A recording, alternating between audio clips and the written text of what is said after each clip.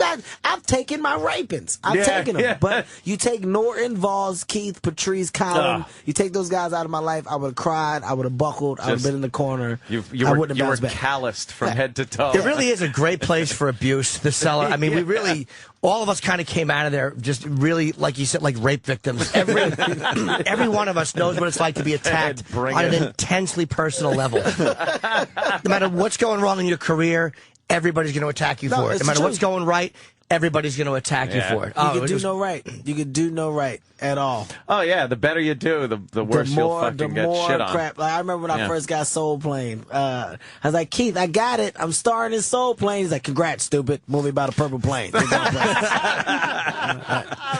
Keith, thanks. It's good. Thanks, Keith. That's good. Thank you, Keith. Dummy. Yeah. Good choice. Good take on that one, dummy. Yeah. Congrats on that. Yeah, that's great. You're going to be great after that. That's good. Stupid. Who's managing you, stupid? Why would you do that?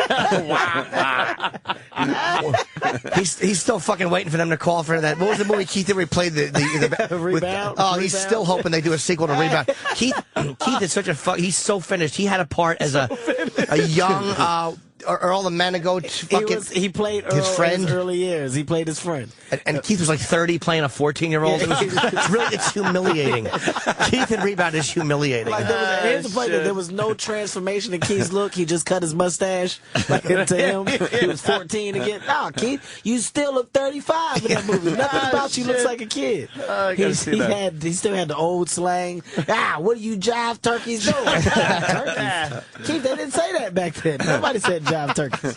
I would never forget that. Keith is probably giving me the most brutal trashes, but then when you look at him, it's funny. Like if you can't find the funny in it, then definitely you're in the wrong business. And I think that was the funniest thing that we thrived off of people that couldn't take it. You know, like when we would tease certain people, they would get mad and really get angry. Like certain How do you get into that business or want to be in that business, hang around with you guys, get shit on, and then take it like personally? They hit low. We hit low though. We definitely. hit low. But that makes it funnier. I brought I brought an older woman into the cellar one time. Oh no! Oh no! What are you crazy? I didn't know. Oh no! How old, Jimmy? I can only imagine. I don't remember, but she was probably 15 years older than me, 20 years older than me. And you were mid-20s at the time? Yeah, she was. She didn't even live locally. She was like, I think a West Coast person was in town. I'm like, oh, they'll come take it to the Cellar. It was not good. No, huh? They attack everything. Oh, they attack they everything. just fucking making diaper jokes? The second she wasn't looking. Dude, because you were always you like what happened is you'd sit at the table and Patrice would be there or Geraldo, Nick, and all Colin. And then you would just wait, like everybody was kind of holding on, but everybody knew it was coming. Yeah. And you're trying to just stave off the attack because you know she's gonna be humiliated. They're circling, dude. It's like sharks. It's like sharks. Man. We keep walking around the table, dropping stuff on purpose. Just dropping stuff, looking at him. Hey, Jim, that's nice. Were you sweating and just like you knew? One of the I knew it was gonna be. I knew it was coming. It was horrendous. One of the best beatings ever. Were you there for the Bill Burr beating when he took the greatest beating? Not only was I there, Bill tried to fight it off for so long, trying to fight back, and eventually he just sat there, and everybody just kept doing. I remember I told Bill he was eating chicken as if he just beat cancer. He was taking the smallest sickly bites. I said, Bill, will you eat the fucking piece of chicken? It literally took Bill 3 minutes to eat a buffalo wing. We found out who ratted him out. I think it was funny. It wasn't Patrice. It was Keith, myself, Kevin, Patrice, and we found somebody told on him. It was the Yankees Diamondbacks World Series 2001, I think. And we found out Bill got a gig performing comedy on a bus that was taking people to the game. No fucking way. He was doing a road. No fucking way. He was a bus comic. And Bill was getting the pay he was getting was that he got to go to the game. And I don't remember who teased him or who first mentioned it, but it's one of the... Was it Bobby? Did Bobby tell us? I don't remember who Somebody told us, but when I say we beat the shit out of Bill verbally. It was one of the greatest all-time beatings ever given to a comedian. It would have to be with that situation. It got to the point where Bill had nothing to do but attack other people's careers. What are you doing, Kevin? What job what gig are you getting? Yeah, shut up, stupid. Why don't you go get on the MTA and tell some jokes? You remember some of the lines? No, but I know we made fun of him. Is it weird performing when you're not going backwards? That should be a DVD, man. The comedians, of course, everyone did the fucking walking down the steps performing joke and fucking... Did it make you stop your jokes when they got to announce the bus stop? Hold on, Bill, for a second. Just wait 1 second. Do you know you're bombing and people are like, pushing the button over? It was fucking, dude, it was literally a 45-minute assault. And Bill just got mad at one point. Hey, at least my parents don't drink. It was like that type of... got ugly. How long was your set? 10 stops? Dude, it was a great... That was really brutal. That was brutal. I've witnessed some good ones. I remember I brought a girl in one time. She was actually good looking. Not a bad looking girl, man. But she had this hat on. She had a hat. That's all it takes. This hat, like, I'm telling you, like, her body was nice. She had a nice ass. It was cute in the face. She had a hat. And they was like, what are you doing with a Russian spy? Everybody kept sneaking around like as if they were.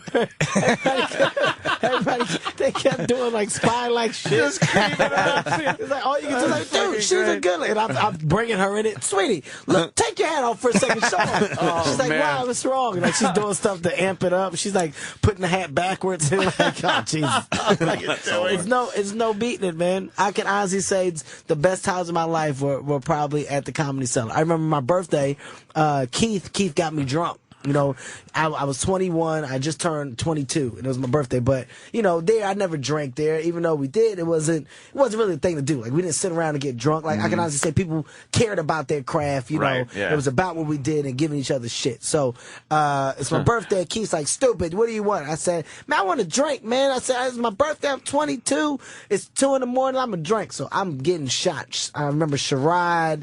He's taking some shots with me. It's just me, Keith, Big J. Right? So we leave. I'm drunk as hell. I get home. Keith drops me off. I get out the car. He touches the car seat. The passenger car seat is wet. He's like, stupid, what did you spill in my seat, stupid? I pissed in his car. I peed my pants. Listen, all I remember is walking to my door. Stupid as fucking piss. You pissed in my car seat, stupid. At the top of his lungs, he's yelling, what the fuck are you doing? Pissing in my car seat. You're going to fucking clean this in the morning, stupid. But I remember him holding his hand. He didn't want to do anything else with his hand. Oh, shit, yeah. He put his hand in my pee. He thought you spilled something. I didn't even clean it. I made him deal with it. He called me in the morning. You're going to clean this out today. Go fuck yourself. You get it. Exactly. Clean it, older man. That's what happens. You want to act like I'm a fucking kid going to Vietnam. You want to buy your war buddy a drink. That's what you get. Clean up the fucking afterbirth. There's nothing fucking better than when, even here, when we just have all the guys in, and it just turns into a feeding frenzy. It's the best, man. Of people just shitting on. No one could. You're like, I want to say something, but I know I'll just get shit on if I say it. Your confidence level gets knocked down to 0 with any jokes that you have. So you blurt a line out, and if it gets a laugh, you're like, oh fuck. When it gets nothing, you just sit back and take the fucking pain. Well, that's why I address it. You know, when you do something that it is not going to get the reaction that you expected it to, address it off the bat. You know, exactly. Hey, look at your face. Whatever, guys. They're not going to work. All of them are going to work. So whatever. Yeah. I tell you what's funny. Some people you couldn't tease. Like when we talk about Tom Popper, no matter what you said about Tom, Tom's response just made you not want to have fun anymore. Like, Tom, what's wrong with your shirt? God, it's horrible. Yeah. All right, Tom. I put it on this morning. Forget it, Tom. Yeah, forget that. There's an explanation for it. It's just a shirt. I brought it. It was 2 for 1. All the rest are in the laundry. He has a logical answer. What's with the shirt? Everything was a drawn out answer. Really need to go shopping. Or they ask you real questions about it, like your shirt stinks. They're like, what? 2 pockets? Is that wrong? I don't know. I didn't analyze it. I just was making fun of you. There's nothing better than a misplaced pocket on clothing, though. That will start an attack attack faster than anything? A fucking misplaced pocket. Why you got a pocket on your thigh, stupid? Because there's no way to... Bob Kelly came in wearing security guard pants. Were you there tonight? That fucking fatso had on security guard pants. And we brutalized him. He had a stripe down the side of his pants. No, he didn't have a stripe. It was a security guard stripe. He thought he looked good. He was so attackable. He walked in there with those pants. The stripe down the side. It was like a darker color. It was like blue pants with a darker colored stripe. What was he thinking? You can't take them off. That was the socks, shoes, and pants. You can't take your clothing off. What are you stripping tonight, fat boy? Where you going tonight? With your reflective safety stripe on your pants, Bobby? Bobby, I got mad at Bobby because I left for a year. Bobby, I came back. Bobby was 360. I said, Bobby, when did you get fat? Why? He said, he couldn't really talk. He wasn't breathing right. Food still, like you would talk to him. He'd start chewing food from yesterday in his mouth. It's in a pouch. Yeah, like in a food patch. Holy Bobby fuck. was one that would get mad. Bobby would take it for a while and get pissed. That's what Bobby was a fun one to fuck with. Yeah. Bobby would get pissed after a while. I've seen that happen here, where we start nailing him on certain things, and Bobby and would he'll get pissed. mad. Yeah. Oh, that Bobby was fun. Bobby was fun. He's much better. Like Bobby, really, like because back when he first came around, he would get he would get angry faster than most guys. Really? But now Bobby could care less. can. But you're right. Patrice can fucking deal it out. Yes. Patrice can fucking rip you to shreds. He's definitely in my top two. Yeah, Like, he's fucked. Here's the funny. Let me tell you, Patrice came out to L.A. Right now, L.A. comics are nothing like us here in New York. We learned Even that though a long time ago. Listen, I live out there, but I'm not on the circuit out there. I can't, I thank God that I'm able to tour and go out because I can't deal like those guys. It's the most sensitive group of. They don't interact like this. They don't fuck with each other. No. What's the core group out there? Because we know the core group in New York. You don't even know. It really isn't one. You don't even. I don't think it exists. There's no such thing. There is no such place as a coffee shop. There's no. There's no hangout. There's no bullshitting and fucking with each other. Like everybody's going on stage, but in their mind, every time they step on stage is to make it. Like this is the time some producer's going to see me and I'm gonna have my show. So that's the obviously attitude completely out there. different. Yeah. Completely different. So Patrice comes out, right? First of all, let me tell you what Patrice does. Patrice stays in my apartment, right?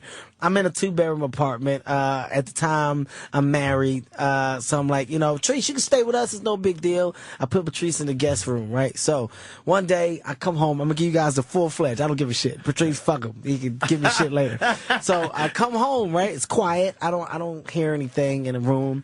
So I'm like, Patrice, you here? Because, the rental car was in the garage. So I don't know. I guess not. I go in the back. The computer's on. Patrice is in front of the computer. I swear to God, I cannot make this up. There's just some baby oil on the desk. Right? Patrice is big, so I can't see in front of the computer. He's got the headphones on attached to the computer, right? So there's porn. So Patrice is fucking like his. I guess he's got his dick out the boxer hole. He didn't want to go with the full. He didn't want to go with the full. Yeah, the whole damn distance. move. Yeah. So I see the arm. See the arm working, right? So holy shit. My wife, she's about to come in. I'm like, no, wait. I'm like, Patrice, you can't hear me because he's got the fucking headphones on. So I smack the headphones off his head. I say, stupid, what, you beating your dick in the fucking office? So he's like, is your wife here? So I'm like, hey man, just cut the shit off, Patrice. So listen, the most humiliating move I've ever seen Patrice doing. He wanted to finish. He's like, just get out. Just let me just get out. I said, you're not even gonna fucking stop, man.